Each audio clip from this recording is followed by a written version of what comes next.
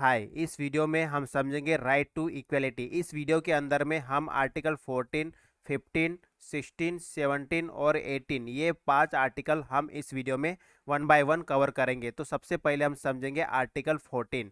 देखिए आर्टिकल 14 क्या है? Equality before law and equal protection of law. मतलब ये कि यहाँ पे दो कैंटेशन है। एक है इक्वलिटी बिफोर लॉ, लॉ के समक्ष सभी लोग क्या है? समान है। इक्वलिटी बिफोर लॉ ये ब्रिटिश ओरिजिन है। इसका मतलब ये होता है कि अब्सेंस ऑफ स्पेशल प्रिविलेज। इसका मतलब ये कि कोई भी व्यक्ति चाहे अमीर हो या गरीब हो, हाई हो या लो हो, ऑफिशियल हो या नॉन ऑफिशियल, सभी को लॉ के समक्ष समान देखा जाएगा। दूसरा कैंटेशन है इक्वल प्रोटेक्शन ऑफ लॉ। तो इस ये है अमेरिकन कॉन्स्टिट्यूशन द्वारा लिया हुआ। तो इसका मतलब होता है equal treatment in equal circumstances. Circumstances same रहेंगे तो सभी व्यक्ति के लिए समान ट्रीटमेंट, मतलब समान सर्कमस्टांस के लिए, इक्वल सर्कमस्टांस के लिए इक्वल ट्रीटमेंट किया जाएगा सभी व्यक्ति के साथ। ठीक है, अगर सेम सिचुएशन है, सिमिलर सिचुएशन है, तो सेम लॉ यूज किया जाएगा सभी व्यक्ति के लिए। तो इस तरह से आर्टिकल 14 है equality before law and equal protection of law. अब समझेंगे हम रूल ऑफ लॉ क्या होता है। देखिए इसको प्रोपाउंड किया गया बाय द एवी डाइसी द्वारा। ये एक ब्रिटिश जूरिस्ट है। ठीक है, ये ब्रिटिश जूरिस्ट थे जिन्होंने रूल ऑफ लॉ के बारे में बताया। इसका मतलब होता है अब्सेंस ऑफ आर्बिट्री पावर। जो आर्बिट्री पावर होता है, ठीक है, मतलब मनमाना पावर जो होता है, विदाउट एनी रूल, जो पावर यूज किया जाता है अपने मर्जी के हिसाब से, तो इसको ये अब्सेंस बताता है रूल ऑफ लॉ। मतलब अगर कोई भी रूल लॉ के हिसाब से है, इसका मतलब क्या है? वहां पे आर्बिट्री पावर नहीं चलेगा। तो इसी का एक एलिमेंट है इक्वलिटी बिफोर लॉ, जो हमने आर्टिकल 14 में देखा था, equality before law and equal protection of law. तो इक्वलिटी बिफोर लॉ है, ये लिया गया रूल ऑफ लॉ से। देन इसमें जो है रूल ऑफ लॉ में प्राइमेसी दिया जाता है इंडिविजुअल राइट्स को दैन द कॉन्स्टिट्यूशन। तो इसीलिए इंडियन इंडियन सिस्टम के अंदर में कॉन्स्टिट्यूशन को सोर्स ऑफ पावर कहा गया है। तो यहाँ से जो भी पावर मिलेगा, that is only the power. Okay, मतलब वही राइट्स, अगर यहाँ से संविधान के अंदर से कुछ फंडामेंटल राइट्स मिले हैं इंडिविजुअल के लिए, तो वही फंडामेंटल राइट्स इंडिविजुअल के होंगे, अदरवाइज दूसरे नहीं होंगे। तो इसीलिए यहाँ पे क्या है, और इस रूल ऑफ लॉ में इंपॉर्टेंट दिया गया है इंडिविजुअल राइट्स के ऊपर, ना कि संविधान के ऊपर में। संविधान के ऊपर में इस रूल ऑफ लॉ को, रूल ऑफ लॉ में क्या है, इंडिविजुअल राइट्स को ज़्यादा इंपॉर्टेंट दिया गया है। कॉन्स्टिट्यूशन के, मतलब कॉन्स्टिट्यूशन को कम इंपॉर्टेंस दिया गया है। बट हम इसीलिए हमने इंडियन सिस्टम के अंदर में इसको यूज नहीं किया है, क्योंकि इंडियन सिस्टम में क्या है, संविधान ही सर्वोपरि है, मतलब संविधान ही सोर्स ऑफ पावर है। तो जो भी पावर संविधान देगा इंडिविजुअल के लिए, इंडिविजुअल के राइट्स जो भी देगा, वही इंडिविजुअल के राइट्स होंगे। उसके बाद ये क्या है, एक बेसिक फीचर है इंडियन कॉन्स्टिट्यूशन का, तो इसको वायलेट नहीं किया जा सकता है। अब हम समझेंगे ये जो आर्टिकल 14 है equality before law and equal protection of law, तो इसमें क्या क्या एक्सेप्शंस है इस इक्वलिटी बिफोर लॉ के लिए। ठीक है, इस आर्टिकल 14 में क्या क्या एक्सेप्शंस है, जैसे मान लीजिए जो प्रेसिडेंट होते हैं, गवर्नर्स होते हैं, इनको एक्स्ट्रा स्पेशल इम्यूनिटीज प्रोवाइड की जाती है अंडर आर्टिकल 361। तो ये भी इक्वली ट्रीट नहीं किया जा रहा है ऑल सिटीजन के साथ में, तो ये भी एक क्या है, एक्सेप्शंस है। उसके बाद आर्टिकल 361 ए, ये क्या बोलता है, publication of true report of proceeding of parliament और स्टेट लेजिस्लेचर। देन आर्टिकल 105, ये क्या करता है, जो एमपी होते हैं, मेंबर ऑफ पार्लियामेंट, वो कुछ भी, मतलब अगर एनीथिंग कुछ भी बोलेंगे या वोट करेंगे पार्लियामेंट के अंदर में, तो उसको सिविल या क्रिमिनल जो कोर्ट होता है उसके अंदर इनके जो भी इनका बोला गया हुआ या वोट किया हुआ पार्लियामेंट के अंदर में, उसके ऊपर प्रोसीडिंग नहीं होगी।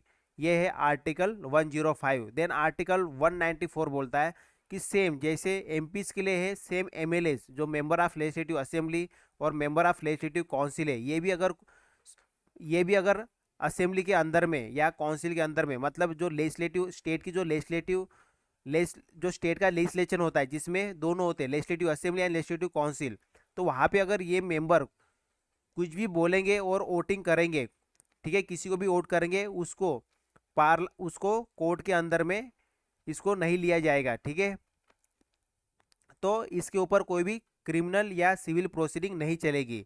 तो ये भी पावर दिया गया है थ्रू आर्टिकल 194। देन आर्टिकल 31 सी, ये क्या है, मेनली स्टेट को स्टेट को ये पावर देता है कि अगर वो directive principle of state policies के ऊपर कोई भी कानून बनाते हैं तो उसको आर्टिकल 39 बी और आर्टिकल 39 सी के तरफ मतलब इसके बेस पे इसको चैलेंज नहीं किया जा सकता है, क्योंकि ये क्या है, इसमें क्या होगा, किसी स्पेशल सर्कमस्टेंस के बेस पे मतलब किसी स्पेशल ग्रुप को क्या किया जाएगा, कुछ सुविधाएं प्रोवाइड की जाएंगी। जैसे मान लीजिए वीमेन और चाइल्ड के लिए, अगर जैसे डीपीएसपी में लिखा है कि हमें वीमेन चाइल्ड के लिए उनके ग्रोथ के लिए स्पेशल कुछ करना होगा मतलब स्टेट को, तो स्टेट उस हिसाब से काम करेगा।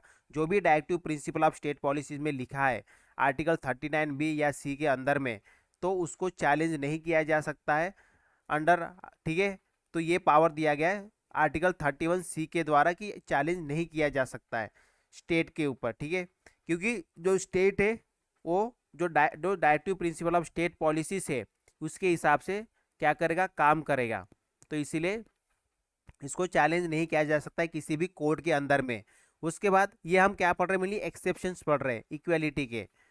देन जो फॉरेनर्स जैसे रूलर्स आते हैं अपने यहाँ, या एम्बेसडर्स होते हैं या डिप्लोमेट्स होते हैं, ये भी इसको अलग रखा गया, एक्सक्लूड किया गया from the right to equality के बेस पे। देन जो यूएनओ एंड जो भी एजेंसीज होती है जिसके अंदर मेनली डिप्लोमेट्स आते हैं, तो इनकी जो डिप्लोमेटिक इम्यूनिटीज़ है इसको भी ध्यान में रखा गया और इसको भी एक्सक्लूड किया गया। तो इस तरह से ये एक्सेप्शन है मेनली राइट टू इक्वेलिटी के। अब बात करेंगे हम article 15 that is prohibition of discrimination on the certain grounds. तो जो स्टेट है वो डिस्क्रिमिनेट नहीं कर सकता है only on this ground that is religion, race, caste, sex और प्लेस ऑफ बर्थ। इसके बेस पे जो स्टेट है वो डिस्क्रिमिनेट नहीं कर सकता है, लेकिन कुछ एक्सेप्शंस है जिसके वजह से डिस्क्रिमिनेट हो जाता है। जैसे यहाँ पे हमने देखा था राइट टू इक्वेलिटी के सेंस में, ये कुछ एक्सेप्शंस है। हमने बताया कि राइट टू इक्वेलिटी है, equality before law and equal protection of law है, फिर भी कुछ एक्सेप्शन है जिसके वजह से जो राइट टू इक्वेलिटी है वो पूरी तरह से एब्सोल्यूट नहीं हो पाता है। अब देखिए हम देख रहे prohibition of discrimination on certain ground. तो इसमें मेनली स्टेट के लिए ये बताया गया कि वो डिस्क्रिमिनेट नहीं कर सकता है only on this ground, religion, race, caste, sex और प्लेस ऑफ बर्थ। लेकिन कुछ एक्सेप्शंस है, जैसे जो स्टेट है वो स्पेशल प्रोविजंस बना सकता है वीमेन के डेवलपमेंट के लिए और चाइल्ड के डेवलपमेंट के लिए, कुछ स्पेशल प्रोविजंस लेके आ सकता है। तो इसका मतलब ये नहीं कि ये जो इसका मतलब ये नहीं होता है कि जो नॉर्मल सिटीजन है या मैन है उनके साथ डिस्क्रिमिनेट हो रहा है। उसके बाद जो स्टेट स्पेशल प्रोविजंस लेके आ सकता है एससी और एसटी के लिए, शेड्यूल कास्ट और शेड्यूल ट्राइब के लिए। जैसे पब्लिक इंस्टीट्यूशन जैसे होते हैं एजुकेशनल इंस्टीट्यूशन, उसके अंदर में कुछ सीट को रिजर्व रख सकता है, इस टाइप के स्पेशल प्रोविजंस लेके आ सकता है। तो इसका मतलब ये नहीं कि वो डिस्क्रिमिनेट हो रहा है, ये कुछ एक्सेप्शंस है जिसके जिसके मतलब ये जो आर्टिकल है article 15 prohibition of discrimination on the certain ground, जो ये ग्राउंड दिए गए, लेकिन ये कुछ एक्सेप्शन है, ठीक है, जिसके बेस से मतलब डिस्क्रिमिनेट हो रहा है। तो पहला तो ये हो गया कि जो स्टेट है वो वीमेन और चाइल्ड के डेवलपमेंट के लिए कुछ स्पेशल प्रोविजंस लेके आ सकता है। फिर एससी एसटी के इनके डेवलपमेंट के लिए कुछ स्पेशल प्रोविजंस लेके आ सकता है। जैसे जो पब्लिक इंस्टीट्यूशंस होते हैं एजुकेशनल इंस्टीट्यूशन, उसके यहाँ पे एजुकेशनल इंस्टीट्यूशन के अंदर में कुछ सीट को रिजर्व रख सकता है। देन जो स्टेट है वो और भी स्पेशल प्रोविजंस लेके आ सकता है एससी एसटी के लिए। जैसे प्राइवेट इंस्टीट्यूशन जो होते हैं, प्राइवेट जो एजुकेशनल इंस्टीट्यूशन होते हैं वहाँ पे भी सीट को रिजर्व कर सकता है। देन जो स्टेट है जो इकोनॉमिकली वीकर सेक्शंस के जो लोग हैं उनके लिए भी स्पेशल प्रोविजंस लेके आ सकता है। जैसे एजुकेशन इंस्टीट्यूशंस में जो रिजर्वेशन प्रोवाइड कर सकता है, 10% रिजर्वेशन जैसे प्रोवाइड किया गया है। तो इस हिसाब से ये कुछ एक्सेप्शंस है of the prohibition of discrimination on the certain ground that is religion, race, caste, sex और प्लेस ऑफ बर्थ, आर्टिकल 15 के तहत में। अब बात करेंगे हम रिजर्वेशन फॉर ओबीसीज की इन द एजुकेशनल इंस्टीट्यूशंस।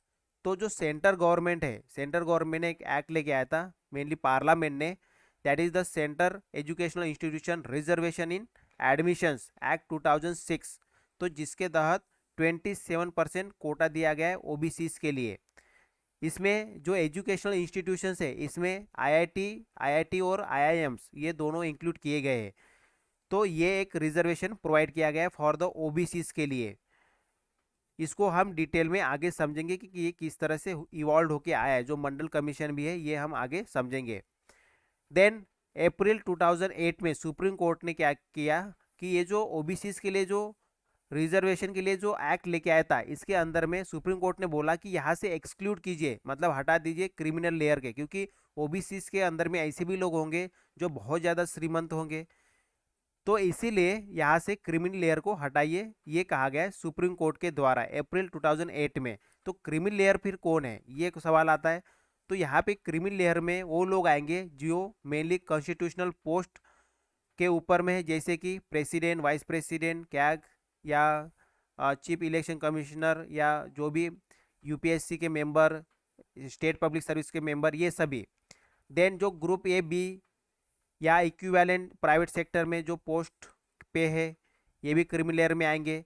या आर्मी के अंदर जैसे कर्नल एंड अबव के ऊपर जो भी पोस्ट होंगे equivalent to air force and navy, ये भी क्रिमिनल लेयर में आएंगे। देन पर्सन की इनकम 8 lakhs के अबव है, family income including all sources, तो ये भी क्रिमिनल लेयर में आएंगे। तो ये 27% जो कोटा है ये इनको दिया नहीं जाएगा, ये बोला गया है सुप्रीम कोर्ट के द्वारा।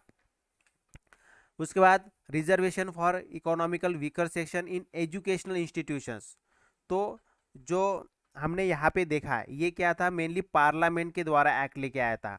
अभी यहाँ पे जो है इसको कॉन्स्टिट्यूशनल स्टेटस दिया जा रहा है। तो 103rd कॉन्स्टिट्यूशनल अमेंडमेंट एक्ट आता है 2019 में, तो जिससे मेनली कॉन्स्टिट्यूशनल स्टेटस दिया जाता है। इस ओबी सॉरी ये था ओबीसीज के लिए, ठीक है, ये था ओबीसीज के लिए, और ये है इकोनॉमिकल वीकर सेक्शन के लिए। और ओबीसीज के लिए हम अभी आगे पढ़ेंगे किस तरह से ओबीसीज के लिए जो कॉन्स्टिट्यूशनल स्टेटस दिया जाएगा, ठीक है। तो इसको हम आगे समझेंगे। देखिए,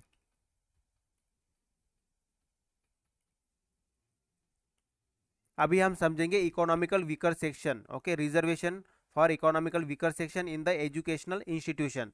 तो इसके लिए इकोनॉमिकल वीकर सेक्शन को रिजर्वेशन प्रोवाइड करने के लिए एजुकेशन इंस्टीट्यूशंस के अंदर में 103rd कॉन्स्टिट्यूशनल अमेंडमेंट एक्ट लेके आया था 2019 में, ठीक है। तो इसके जरिए इसको कॉन्स्टिट्यूशनल स्टेटस प्रोवाइड किया गया है इकोनॉमिकल वीकर सेक्शन को through this 103rd constitutional amendment act. क्या क्या एलिजिबिलिटी क्राइटेरिया रहेगी इसके लिए, सबसे पहले तो जिसकी फैमिली की ग्रॉस इनकम बिलो 8 लाख रहेगी वो आएगा इकोनॉमिकल वीकर सेक्शन के अंदर में। जिसकी फैमिली की इनकम बिलो 8 लाख रहेगी वो इकोनॉमिकल वीकर सेक्शन में आएगा। और जैसे कि अगर कोई व्यक्ति के पास 5 एकड़ एग्रीकल्चर लैंड है या इससे ज़्यादा है तो ये इकोनॉमिकल वीकर सेक्शन में नहीं आएगा। देन अगर किसी के पास रेसिडेंशियल प्लॉट है 1 स्क्वायर फीट या इससे ज़्यादा, तो वो भी इकोनॉमिकल वीकर सेक्शन में नहीं आएगा। देन अगर किसी के पास प्लॉट है 100 स्क्वायर यार्ड का म्यूनसिपालिटीज एरियाज में, तो ये भी इकोनॉमिकल वीकर सेक्शन में नहीं आएगा। Then residential plot 200 square yard या इससे ज़्यादा अदर दैन म्यूनसिपालिटीज़ में, तो ये भी इकोनॉमिकल वीकर सेक्शन में नहीं आएगा। तो इस तरह से जो इकोनॉमिकल वीकर सेक्शन है ये कौन है इसको दर्शाया गया है। तो इसके लिए ये एलिजिबिलिटी क्राइटेरिया है। और इसमें जो प्रॉपर्टी होगी वो क्लब की जाएगी अलग अलग जगह पे, मान लीजिए कहीं दिल्ली पे प्लॉट है, कहीं मुंबई में है, कहीं किसी और सिटी में, तो ये सभी प्रॉपर्टी को ऐड करके इनकम को बताया जाएगा। तो इसमें सभी की, एक तो सेल्फ की भी इंक्लूड, सेल्फ मतलब खुद की जो रिजर्वेशन के लिए अप्लाई किया जा रहा है जिस व्यक्ति के लिए, उसकी भी इनकम को ऐड किया जाएगा, प्लस उसके जो पेरेंट्स होंगे या जो सबलिंग्स होंगे बिलो 18 ईयर्स, और या उसका जो स्पाउस होगी, ठीक है, होगा या होगी, ठीक है, स्पाउस, तो उसकी भी इनकम ऐड किया जाएगा। तो ये टोटल इनकम ऐड करके 8 लाख के अगर अबाव है तो फिर वो इकोनॉमिकल वीकर सेक्शन में नहीं आएगा। अगर इससे कम है तो फिर, लेकिन फिर ये भी क्राइटेरिया है, ठीक है, अगर 5 एकड़ एग्रीकल्चर लैंड है या इससे ज़्यादा है तो फिर वो इकोनॉमिकल वीकर सेक्शन में नहीं आएगा। Residential plot 100 square feet, then flat हो गया, ये प्लॉट है 100 square yard, then plot 200 square yard, municipalities and other than municipalities area. तो इस तरह से ये रिजर्वेशन प्रोवाइड किया जाएगा इकोनॉमिकल वीकर सेक्शन के लिए, और ये उसके लिए एलिजिबिलिटी क्राइटेरिया है। अब बात करेंगे हम article 16, that is equality of opportunities in a public employment. तो देखिए जो स्टेट है वो डिस्क्रिमिनेट नहीं करेगा ऑन द ग्राउंड ऑफ ये only on this ground religion race caste sex descent place of birth और रेसिडेंट, इसके बेस पे जो स्टेट है वो डिस्क्रिमिनेट नहीं करेगा while providing the public employment. लेकिन कुछ एक्सेप्शंस है, जैसे कि पार्लियामेंट क्या कर सकता है, प्रिस्क्राइब कर सकता है residence as a condition for any particular job. ठीक है, चाहे वो स्टेट के लिए जॉब हो सकता है या यूटीज के लिए हो सकता है या कोई लोकल गवर्नमेंट का हो सकता है या किसी भी अथॉरिटी के अंडर में जॉब हो सकता है, उसके लिए रेसिडेंट क्राइटेरिया पार्लियामेंट, ठीक है, प्रिस्क्राइब कर सकता है। Then state can provide reservation for backward classes. तो ये जो पब्लिक एम्प्लॉयमेंट दिया जा रहा है इसके अंदर में स्टेट क्या प्रोवाइड कर सकता है, रिजर्वेशन प्रोवाइड कर सकता है बैकवर्ड क्लासेस के लिए। Then state can provide office related to the religion national, अगर कोई ऐसी नेशनल रिलीजियस नेशनल इंस्टीट्यूशंस है तो वहाँ पे जो भी ऑफिस होगा उसको भी प्रोवाइड करते वक्त रिलीजन ध्यान में रख सकता है। मान लीजिए कहीं पे मंदिर है तो वहाँ पे अगर अपॉइंट करना है तो उसमें पंडित या जो भी हिंदू कैटेगरी का होगा उसको अपॉइंट किया जाएगा। या जैसे चर्च है तो यहाँ पे क्रिश्चियंस धर्म के व्यक्ति को यहाँ पे अपॉइंट किया जाएगा। इस तरह से स्टेट इसके बेस पे रिलीजन के बेस पे भी, मतलब ये क्या एक्सेप्शन है इस आर्टिकल 16 का। देन जो इकोनॉमिकली वीकर सेक्शन है उनके लिए रिजर्वेशन प्रोवाइड कर रहा है 10%। तो this all are the exceptions of this equality of opportunities in a public employment. Then अभी हम समझेंगे मंडल कमीशन और उसके बाद क्या होता है। जिस तरह से ओबीसीज के लिए 27% जो रिजर्वेशन कोटा आया है ये किस तरह से आया है ये इसके बारे में अभी समझते हैं। देखिए क्या होता है, 1979 में जब मोरारजी देसाई की गवर्नमेंट रहती है उस समय में 1979 में क्या होता है, एक सेकंड बैकवर्ड क्लास कमीशन बुलाया जाता है जिसके चेयरपर्सन होते बीपी मंडल, ये ए मेंबर ऑफ पार्लियामेंट होते। तो ये अपनी रिपोर्ट पेश करते हैं 1980s में और बताते हैं कि 3743 कास्ट है जो कि सोशली और इकोनॉमिकली क्या है, बैकवर्ड है। और इसके लिए इन्होंने 27% रिजर्वेशन गवर्नमेंट जॉब के अंदर में रिकमेंड किया है इस मंडल कमीशन ने। फिर उसके बाद क्या होता है, ये जो मोरारजी देसाई की जो सरकार है ये ख़त्म हो जाती है। फिर 1990s में वीपी सिंह गवर्नमेंट क्या करती है, 27% कोटा को, ये जो रिकमेंडेशन था इसका, ठीक है, मंडल कमीशन का, इसको एक्सेप्ट करते हुए 27% डिक्लेयर कर देता है कोटा फॉर द ओबीसीज के लिए।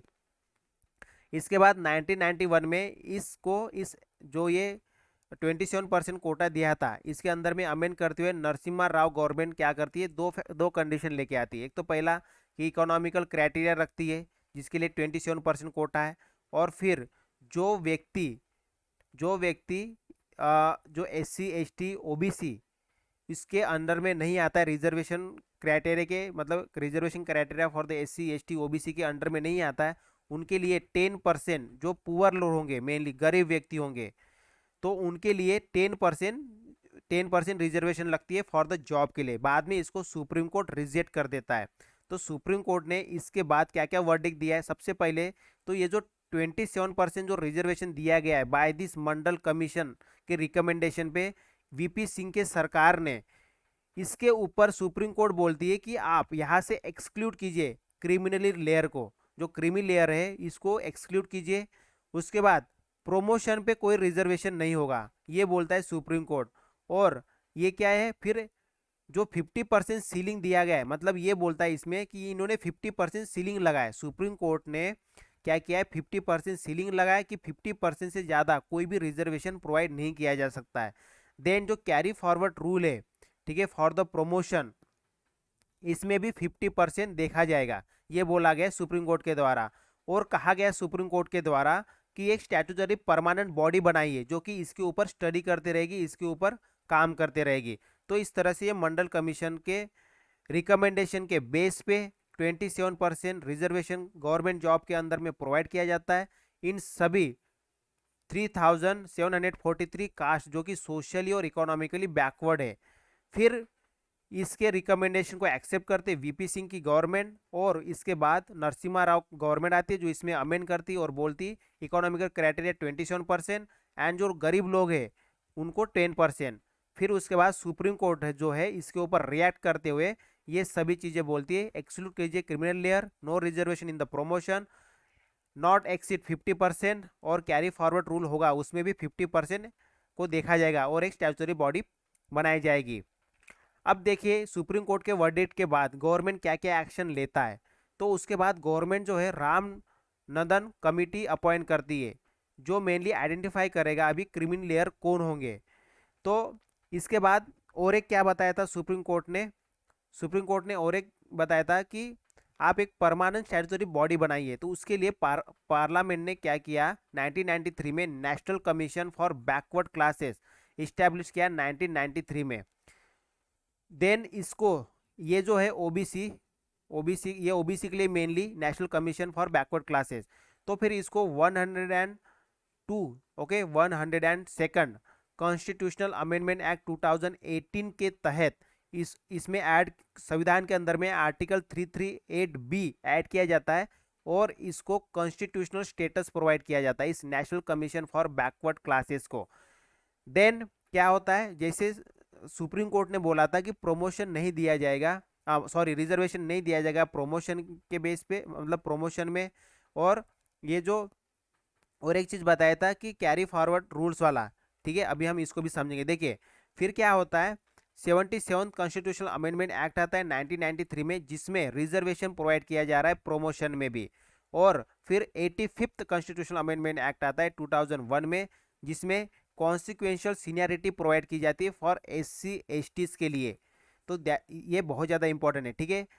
देन इसके पहले ये कॉन्सिक्वेंशियल सीनियरिटी देने से पहले 81st कॉन्स्टिट्यूशनल अमेंडमेंट एक्ट आता है 2000 जिसमें जिस तरह से सुप्रीम कोर्ट ने बोला था कि आप कैरी फॉरवर्ड में 50% सीलिंग को ध्यान में रखेंगे। तो ये 50% सीलिंग जो है रिजर्वेशन जो बैकवर्ड वैकेंसी जो बैकवर्ड मतलब जो पुराने साल के मान लीजिए कोई सीट बची है उसको भी हम नेक्स्ट ईयर में ऐड करते हुए रिजर्वेशन प्रोवाइड करेंगे। तो उसमें 50% सीलिंग नहीं देखी जाएगी, ऐसे बोला गया था सुप्रीम कोर्ट के द्वारा, लेकिन इसको एंड किया जाता है by the 81st constitution amendment act 2000 के तहत में।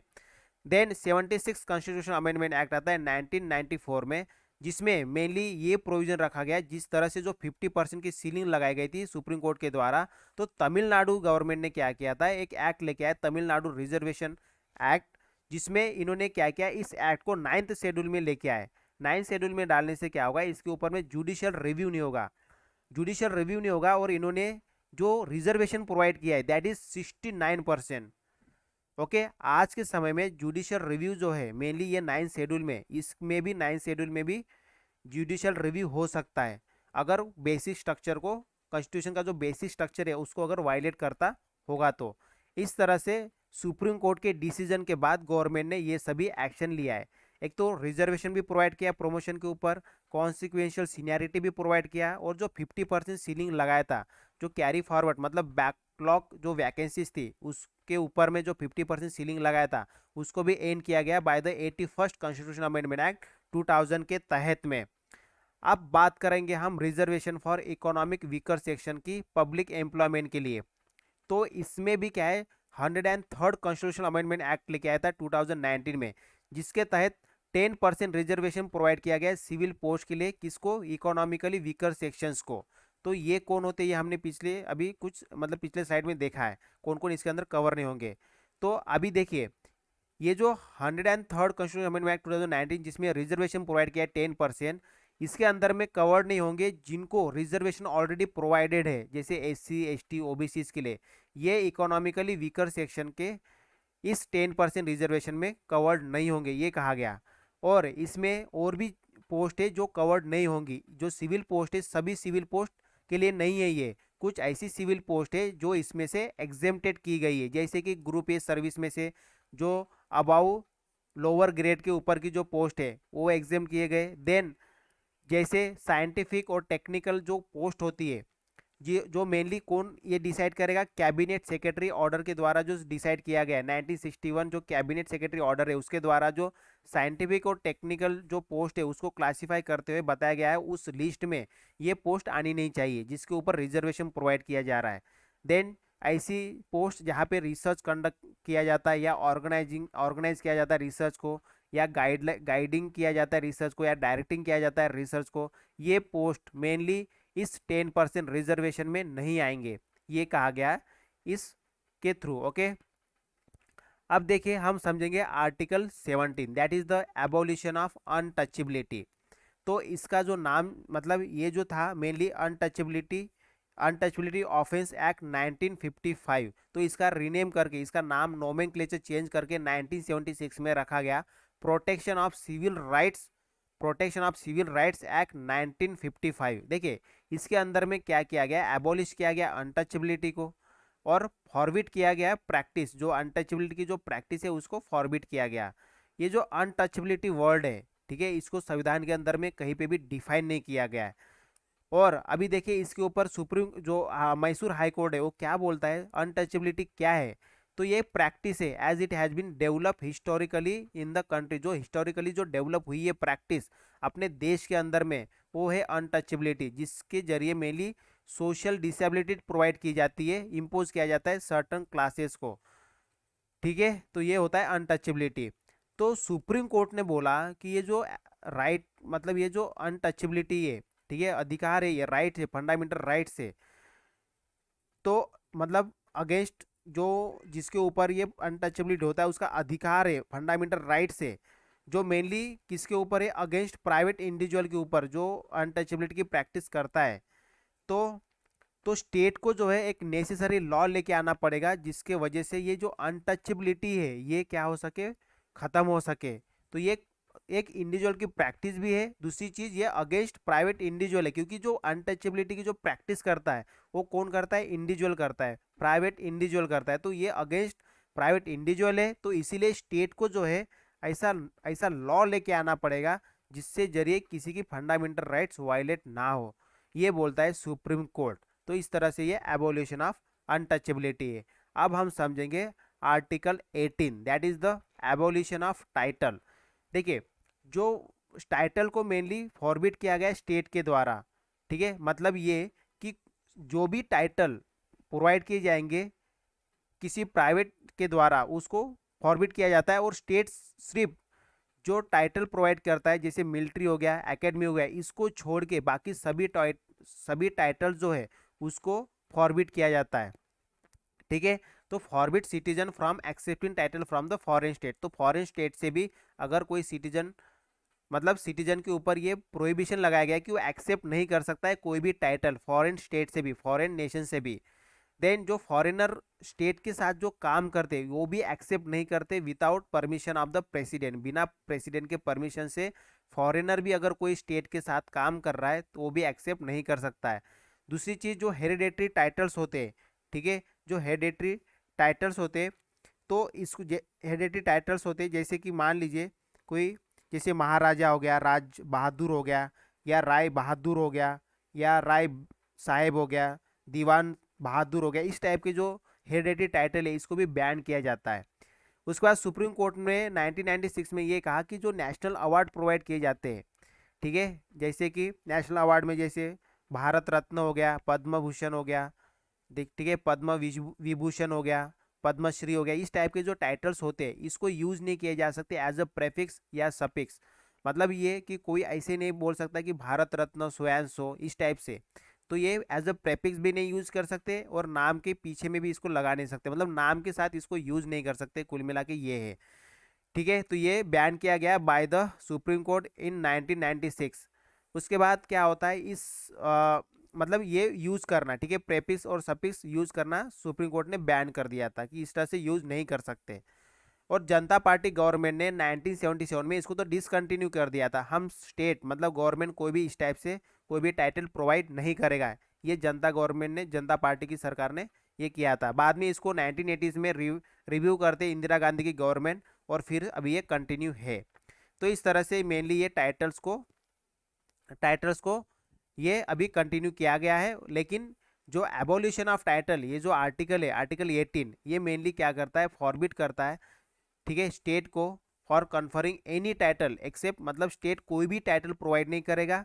दूसरी चीज जो इंडिविजुअल टाइटल जैसे कि हेरिडेटरी टाइटल जो होते हैं इसको भी बैन किया गया। मेनली ये दो चीजें इसके अंदर, सिर्फ जो स्टेट है मिलिट्री और एकेडमिक टाइटल ही प्रोवाइड कर सकता है, ठीक है, एकेडमिक और मिलिट्री। तो इस तरह से हमने आर्टिकल 14, उसके बाद आर्टिकल, देखिए हमने इस वीडियो में आर्टिकल 14 देखा, आर्टिकल 15, आर्टिकल 16, आर्टिकल 17 और आर्टिकल 18, ये सभी आर्टिकल को हमने डिटेल में इस वीडियो में जानने की कोशिश किया है, ठीक है, जिसके अंदर में हमने बहुत डिटेल में वन बाय वन, जैसे मान लीजिए जो मंडल कमीशन हो गया, फिर रिजर्वेशन हो गया ओबीसीज के लिए, फिर इकोनॉमिकल वीकर सेक्शन के लिए जो रिजर्वेशन प्रोवाइड किया गया है, ये सभी, फिर उसके पहले हमने रूल ऑफ लॉ को देखा।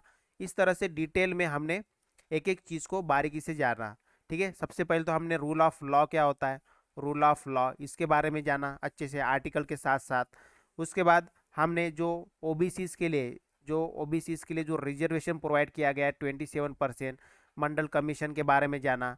फिर उसके बाद किस तरह से इसको कॉन्स्टिट्यूशनल स्टेटस प्रोवाइड किया गया है आफ्टर दैट, ठीक है। देन हमने इकोनॉमिकल वीकर सेक्शन को किस तरह से 10% रिजर्वेशन प्रोवाइड किया गया है, ये सभी चीज़ें हमने इस वीडियो में डिटेल में जानने की कोशिश किया है, ठीक है। देन अनटचेबिलिटी और at last abolition of title, ये सभी चीज़ें हमने इस वीडियो में जाना। नेक्स्ट वीडियो में हम कवर करेंगे राइट टू फ्रीडम, ओके। तो राइट टू फ्रीडम हम डिटेल में नेक्स्ट वीडियो में समझेंगे। So that's all for this video, thank you, bye bye.